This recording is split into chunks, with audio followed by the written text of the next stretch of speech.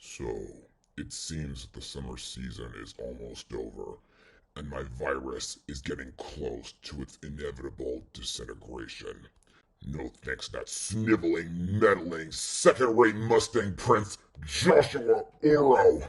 Ever since my virus has been spreading in late 2019, that insufferable nag has been giving all those superfluous and worthless humans happiness and false hope, and it's been ruining my peace and quiet.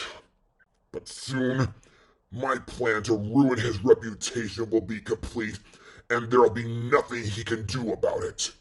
But I wonder what's been going on with him ever since his underwater collab with that Joy Unicycle girl. So his blog on the 11th Swan Princess film has been given a shout out and made it to the front page of the Schaumburg Daily, huh? The giant cell tumor that infected his left femur 10 years ago is no longer gonna infect him again? What? The Mustang Prince met Tim Curry? He's getting a lot more persistent than ever. But no matter. Go now, my pets, and get as many sick victims as you can to help me.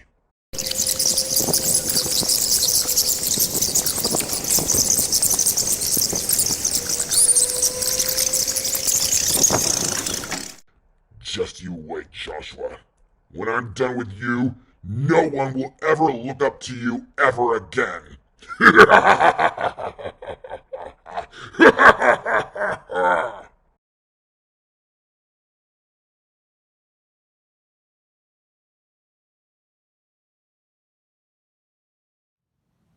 Bonjour, everybody. I'm Joshua Orro, the Mustang Prince, and welcome to Mustang Prince Orro Reports. Now, today, I'd like to talk about a French animated superhero TV series that I just recently started getting into. Miraculous Tales of Ladybug and Cat Noir. Created by Thomas Astruc and developed by Jeremy Zag and produced by French companies Zagtoon and Method Animation and co-produced by Toei Animation and several international companies, the series focuses on two Parisian teenagers named Marinette and Adrienne who transform into the superheroes Ladybug and Cat Noir respectively to protect the city from supervillains who were civilians akumatized by the evil Hawk Moth. Prior to its debut in France on October 19, 2015 on TF1's TFOU block, the series was first shown in South Korea on September 1st, 2015 on EBS1. In the United States, the series originally debuted on Nickelodeon on December 6, 2015, before the show was removed from the network's schedule in 2016. In 2019, the series was officially picked up by Disney Channel and began airing since then. Internationally, it is mainly broadcast on Disney-owned channels or on Disney Plus, with exceptions in some countries. Now, so far to this day, the series has been running for about 131 episodes for 5 seasons, with 2 new seasons, seasons 6 and 7, currently in production, and are slated to premiere between 2023 and 2024, and an 8th season being greenlit as of last year.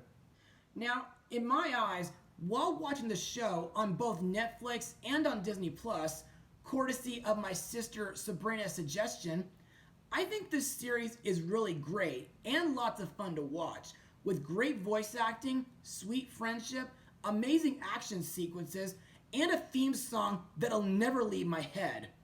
Also, I heard that the Miraculous series has influenced a spin-off series called Miraculous Chibi back in 2018 on YouTube and on major broadcast channels.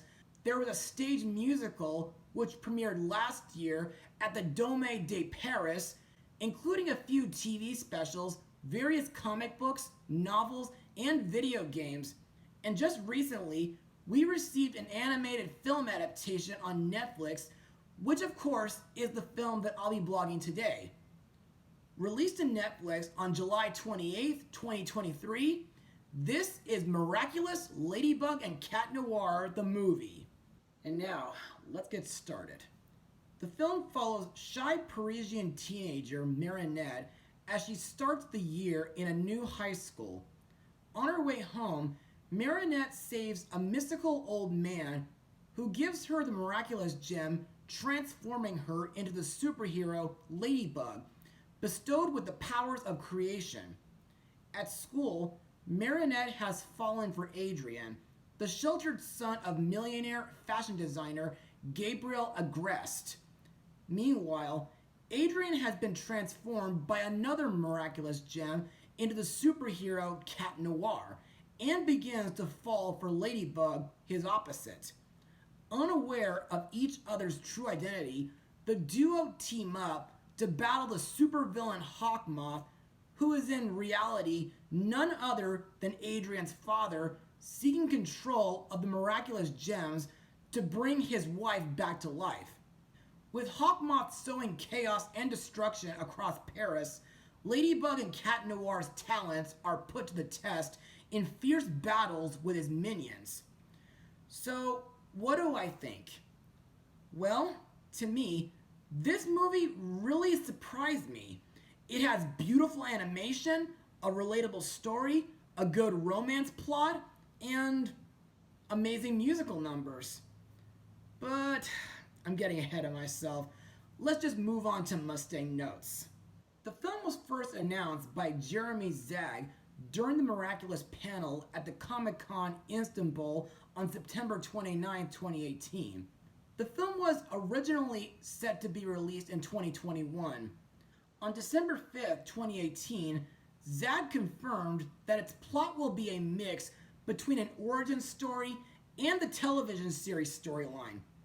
Finishing the 4th and 5th seasons of the series before the movie was a priority for the studio. The following day, during a panel at Comic-Con Experience 2018, Zag said that the film will be a musical with feature music composed by himself. On May 16, 2019, during Cannes Film Festival, it was announced that the movie would be titled as Ladybug and Cat Noir Awakening and that production was underway. On February 12, 2020, it was announced that Fantawild was one of the studios helping create and animate the film. In March 2022, the editing of the movie was completed. A month later, it was announced that the movie was made with a budget of 80 million euro, making it the second most expensive French movie ever made, behind the 2017 film Valerian and the City of a Thousand Planets, and it's also the second theatrical film based on a TF1 TFOU animated series after the 2009 film Totally Spies the Movie. The CGI animation was provided by Media One's subsidiary On Animation Studios in Montreal, Canada, who worked on films like the 2016 Little Prince movie and Playmobil the movie. Additional animation, lighting, and compositing was provided by Dwarf Studio in France. Now, to me, the animation for this movie is absolutely breathtaking. In fact, it almost reminds me of the animation from the Spirit Untamed movie.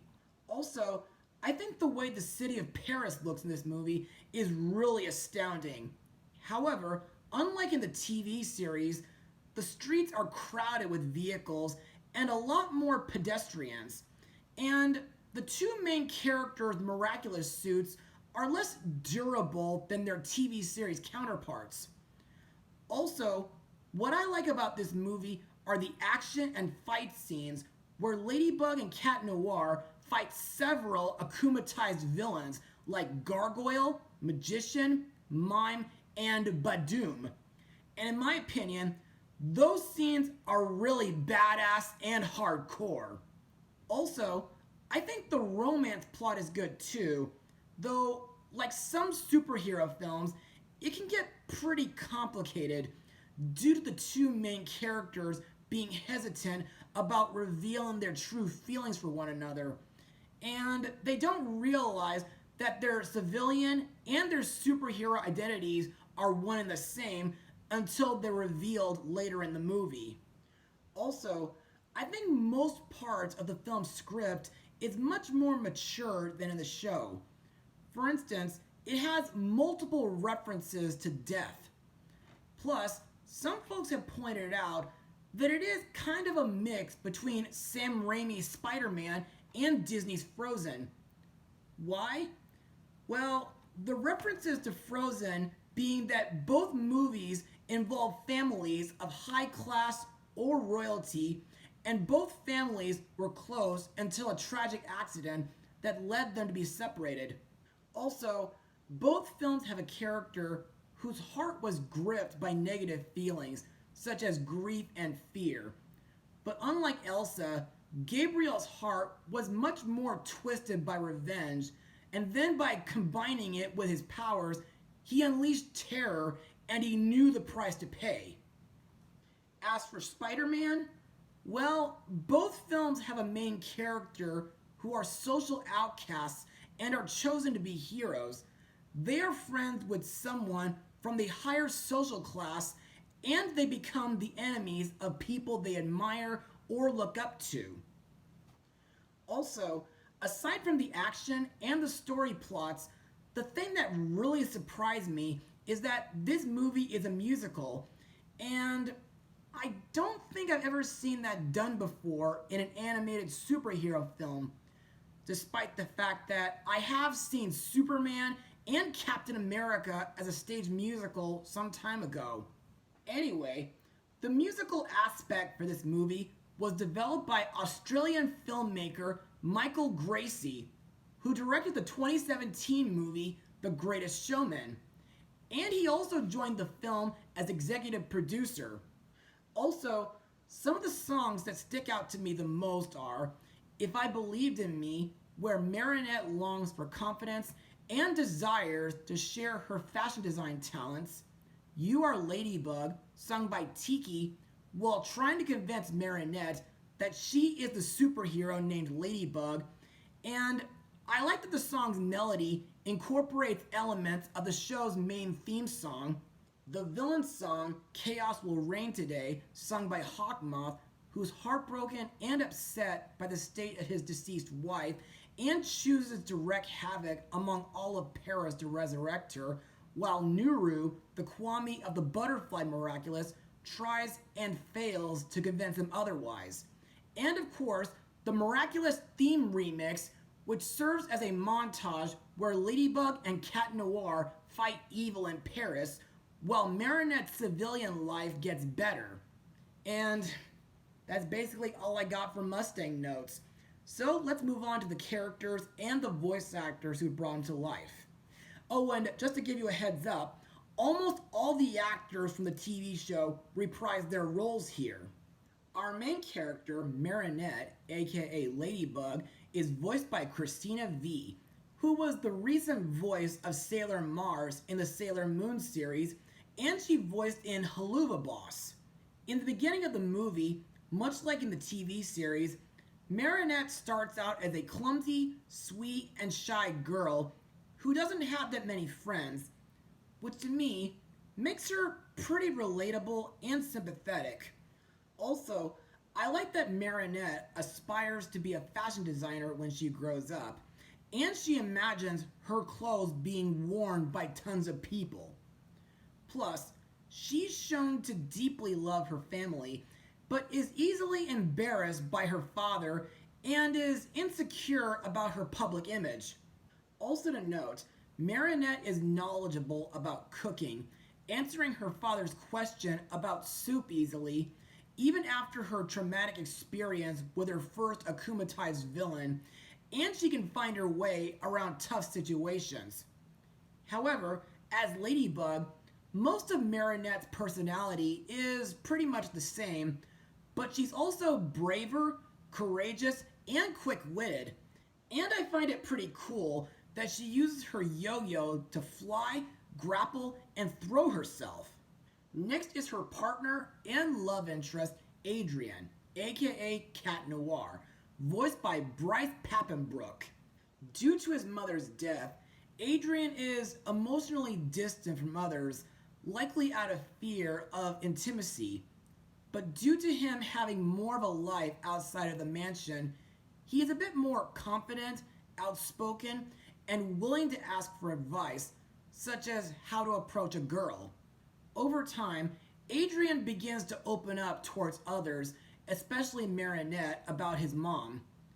However, he's not as naive as his TV counterpart, accepting that his father is emotionally gone.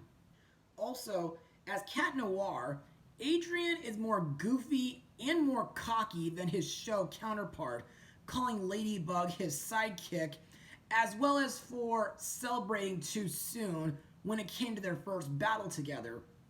But he quickly humbles himself when admitting that he needs help and also tends to take advice from others. His affection for Ladybug, like his TV show counterpart, still remains, yet he showed more subtly and he is less hesitant on using his powers on others, such as Hawk Moth. Also, I think it's pretty awesome that he uses hand-to-hand combat skills and he can jump great lengths in a single bound. Next we have Tiki, voiced by Mela Lee, who voiced Odette's late mother, Queen Aubrey, in the 11th Swan Princess movie. And in case you're wondering, I'm really sad that the franchise is coming to an end this coming October when the 12th movie gets released. Anyway, Tiki is the Kwame of creation who is connected to the Ladybug Miraculous. With her power, Tiki's wearer can use the earrings to transform into the Ladybug-themed superhero. Compared to her TV counterpart, Tiki's personality differs in the way that she isn't completely obedient with her guardian's orders. As she flew away from him, the second Master Wong Fu opened the box in order to find a holder of her own choosing. She is also very excitable and curious, as she was seen excited about humankind having discovered electricity and how women are now allowed to wear pants. Plus, her attitude borders a little pushy as she injected herself into Marinette without her owner's permission to transform her. When she calms down from her hype and curiosity, Tiki can be patient and compelling as she gave Marinette the space to sort out her issues and didn't come to her owner until she was ready. Next up is Plague, voiced by Max Middleman, who voiced Jimmy Olsen in The Death of Superman and The Reign of the Supermen. Plague is the Kwame of destruction who is connected to the Cat Miraculous. With his power, Plague's wearer can use the ring to transform into a cat-themed superhero.